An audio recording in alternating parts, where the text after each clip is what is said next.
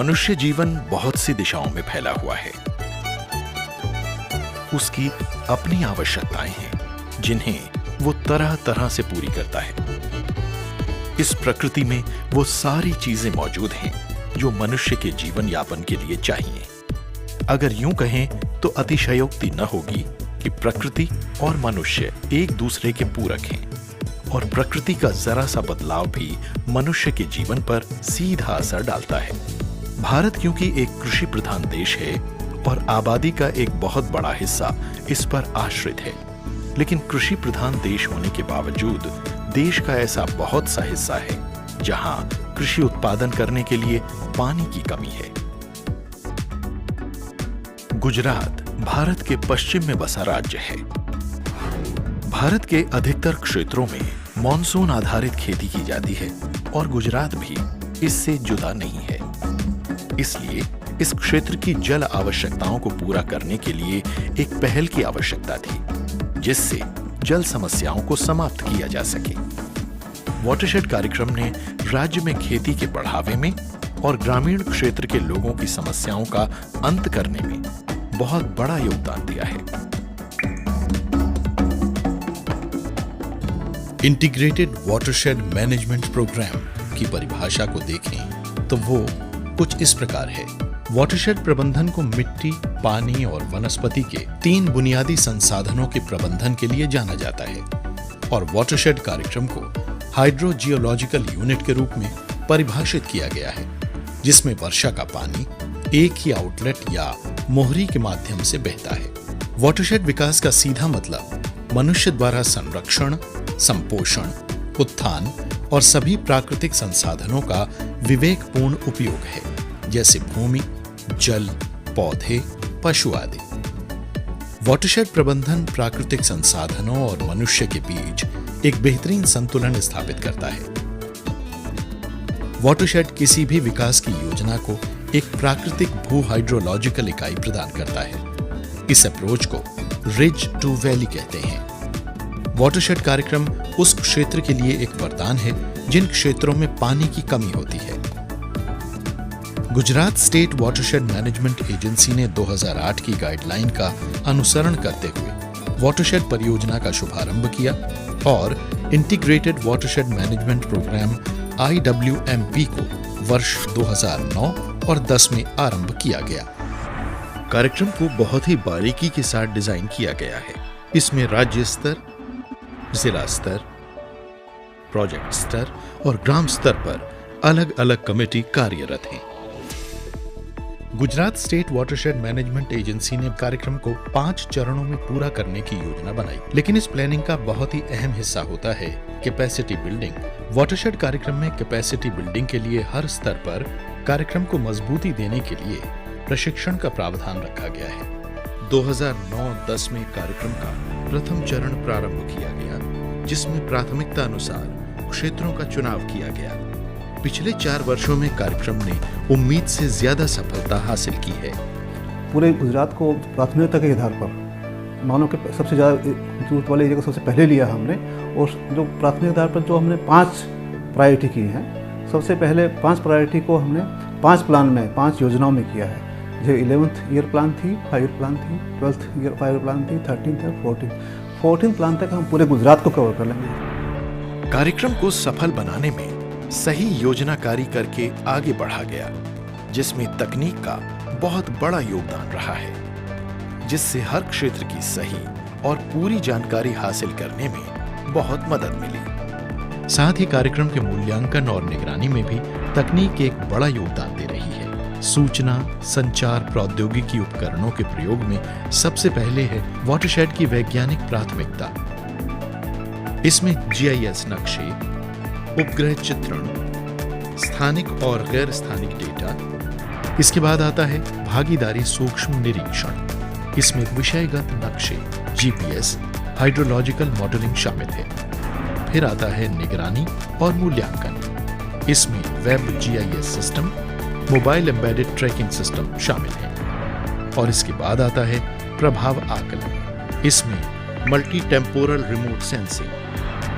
गुजरात में स्थित Bhaskaracharya institute for space applications and geo informatics ने इसमें एक महत्वपूर्ण भूमिका निभाई।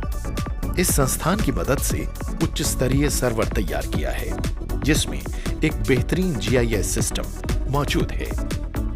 जो हमारा वाटरशेड प्रोग्राम है, संस्थाएं तो हमारी मजबूत है ही है, उसको और मजबूत करने के लिए हमने खरेखर जो यूज किया है, जो वैज्ञानिक पद्धति है, वैज्ञानिक जो एक्सपेरिमेंट है, पर्टिकुलरली जो आपका GIS है और GPS है, उनका उपयोग किया गया है। उससे क्या है कि वाटरशेड प्रोग्राम का जो हेतु है, जो उसका जो हमारे पानी को, जो बारिश की बूंद बचानी है, तो उसमें बहुत सहायक रूप मदद होगा। और उसके कारण हम ऐसे विस्तारों को पहले इस साल में ही पसंद कर पाए हैं जो सबसे ज़्यादा नीडी है, जहाँ सबसे ज़्यादा आवश्यकता है। पार्टिसिपेटरी नेट प्लानिंग के दौरान GPS और GIS का बखूबी प्रयोग किया जाता है और सारी जानकारी इकट्ठा करने के लिए GIS यानी जियोग्राफिक इंफॉर्मेशन सिस्टम काम करता है। GPS का प्रयोग और ग्रामीणों के खेतों और क्षेत्र से जुड़ी सारी जानकारी इकट्ठा करने की प्रक्रिया को बायोफिजिकल सर्वे भी कहा जाता है। जानकारी एकत्रित करने के लिए फील्ड स्टाफ निर्धारित क्षेत्र में जाता है, जानकारी इकट्ठी करता है। इसमें वो मदद लेता है ग्लोबल पोजीशनिंग सिस्टम की। बायोफिजिकल सर्वे के दौरान ग्रामीणों की खेतों से जुड़ी जानकारी और क्षेत्र की लोकेशन को GPS लोकेट करता है, जैसे खेत की लंबाई और चौड़ाई कितनी है, खेत की सही स्थिति क्या है आदि। इन जानकारियों को GPS सैटेलाइट के माध्यम से सीधे मेन सर्वर को भेज देता है। लेकिन कार्यक्रम की सबसे बड़ी चुनौती थी लोगों तक पहुंचकर उन्हें कार्यक्रम से जोड़ना। जहां एक तरफ GSWMA की वैज्ञानिक सोच थी, वहीं दूसरी तरफ लोगों को साथ लेकर चलने की जिम्मेदारी भी थी। उसके लिए वाटरशेड डेवलपमेंट टीम संबंधित क्षेत्र में जाकर लोगों को जानकारी देती है। इस टीम में 6 से 7 लोग होते हैं। इनमें एग्रीकल्चरिस्ट यानी कृषि विज्ञानी, इंजीनियर, सर्वेयर यानी निरीक्षक, पशुपालन विभाग से एक व्यक्ति, अकाउंटेंट और कम्युनिटी मोबिलाइजर। इन लोगों को कार्यक्रम के बारे में जानकारी देते ही ये लोग न सिर्फ इस कार्यक्रम से जुड़े, बल्कि भावनात्मक तौर से इससे जुड़कर अपनी भागीदारी देते हुए कार्यक्रम को सफल बनाया। लेकिन उससे पहले ग्रामीणों से जोड़ने के लिए उनका विश्वास जीतना बहुत आवश्यक था। रोजमर्रा की जरूरतों को जानकर उन्हें समाप्त करने का कार्य प्रारंभ किया गया। इन कार्यों को एंट्री पॉइंट कार्यों में गिना जाता है। પીવાનું પાણીની બહુ તકલીફ હતી। વોટરશેડનો જો અમારા તાલુકા લેવલથી પાણી આવતો, ક્યારેક આવે ક્યારેક ન આવે, અને આજુબાજુમાં પાણી 2 કિલોમીટરથી લેવા જવું પડે। તો પાણીનો પ્રશ્ન છે ત્યારે અમારા ગામના બહેનોની બધી માંગણી હતી કે ગામમાં ઘર દીઠ ટાંકા પાણી સંગ્રહ માટે, વરસાદી પાણી। તો એક આ સાહેબ પાસે એ રજૂઆત કરી અને એ કામ અમે પહેલું જ કામ એ લીધું એન્ટ્રી પોઈન્ટ। एंट्री पॉइंट कार्यों का उद्देश्य था कि गांव में पहले से मौजूद छोटी छोटी जरूरतों को पूरा किया जाए। इन कार्यों में पीने के पानी की समस्या, आने जाने के लिए रास्तों की मरम्मत या फिर पुल बनाना, कुओं की मरम्मत, पशुओं के पानी पीने के लिए नाद की व्यवस्था आदि को चिन्हित किया गया। इसके साथ ही PRA गतिविधियां की गई, जिसमें संसाधन मानचित्रण, सामाजिक मानचित्रण और 1 साल के पूरे मौसम के कैलेंडर को समझा गया, जिससे गांव की भौतिक और सामाजिक स्थिति को पूरी तरह से समझा जा सके, जिससे वाटरशेड कार्यक्रम को सफल बनाया जा सके। सभी जगह पे हमारी जो वाटरशेड डेवलपमेंट टीम है, वो गांव वालों के साथ रह के उन लोगों ने सर्वे किया। पूरा डेटाबेस हमारा तैयार हुआ, उसका एनालिसिस करके फिर हमने गांव में PRA किया। PRA से क्या हुआ कि लोगों का इन्वॉल्वमेंट हो गया, उनको बिल्कुल विजुलाइज होने लगा कि भाई ये हमारा घर है, ये हमारा तालाब है, ये हमारा ये पहाड़ है, ये हमारा रास्ता है। और फिर उन्होंने ही हमें सजेस्ट किया ये हमारी स्थिति है, आपके प्रोजेक्ट में ये प्रावधान है, तो अगर ये करेंगे तो हमें इससे फ़ायदा होगा। लेकिन समस्याओं और ज़रूरतों को जानने के लिए एक ऐसी प्रणाली को अपनाया गया जिससे हर छोटी से छोटी समस्या सामने आ गई। इसे हाउस होल्ड सर्वे कहते हैं। हाउस होल्ड सर्वे में ग्राम स्तर पर घर घर जाकर हाउस होल्डिंग सर्वे किया गया। इसे सोशियो इकोनॉमिक सर्वे भी कहते हैं, जिसमें हर छोटी से छोटी जानकारी ग्रामीणों से पूछकर फॉर्म में दर्ज कर ली जाती है, जैसे व्यक्ति के पास कितनी जमीन है, परिवार में कितने लोग काम करते हैं आदि। और इस तरह व्यक्ति से जुड़ी पूरी जानकारी आसानी से हासिल हो जाती है। ग्रामीणों की भागीदारी से क्षेत्र से संबंधित सभी समस्याओं की पहचान करके उन पर ग्राम सभा में चर्चा की गई और सरकारी योजना से किस तरह समस्याओं का निपटारा करना है उसकी रूपरेखा भी तैयार की गई। वाटरशेड कार्यक्रम ने मिट्टी के कटाव और बहाव को तो रोका ही है, इससे प्राकृतिक वनस्पति को भी बढ़ावा मिला है। वर्षा जल संचयन और जमीन के पानी के स्तर को रिचार्ज करके इसने बढ़ा भी दिया है। पानी का स्तर बढ़ाने और मिट्टी के कटाव को रोकने के लिए जगह जगह ट्रेंच बनाए गए हैं, जिससे ऊपर से आता हुआ पानी इनमें रुक जाए।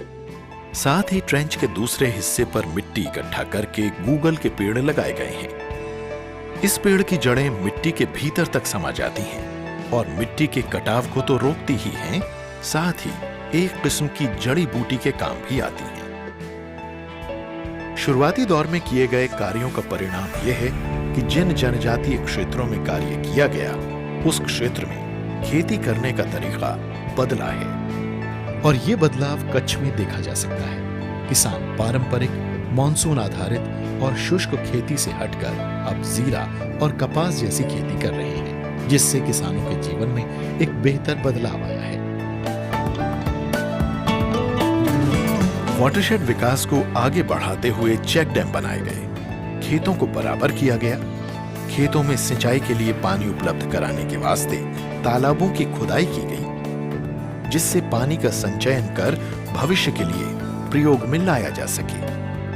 आज हर गांव में पशुओं के लिए पीने का पानी मौजूद है। साथ ही गांव में रोजमर्रा के कामों में इस्तेमाल होने वाले पानी की समस्या का भी अंत हो चुका है।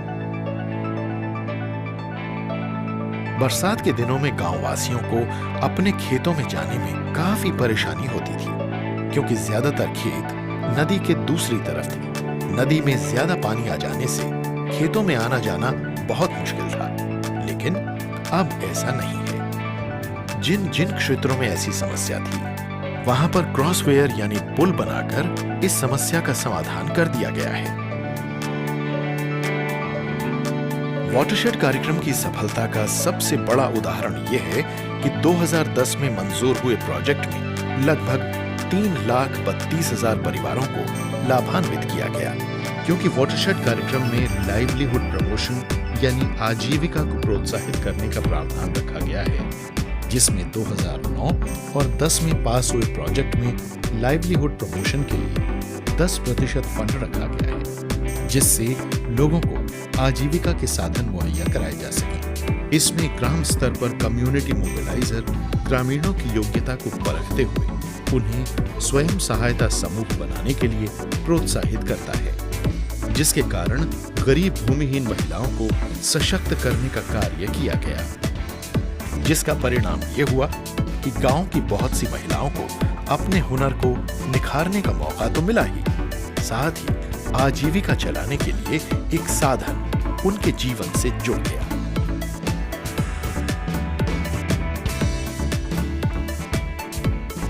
इस परियोजना की सफलता को देखकर दूसरे राज्य भी गुजरात वाटरशेड कार्यक्रम में रुचि ले रहे हैं और गुजरात वाटरशेड मॉडल का अनुसरण करने के लिए गुजरात में अभी लगभग 11 से 12 राज्य आ चुके हैं।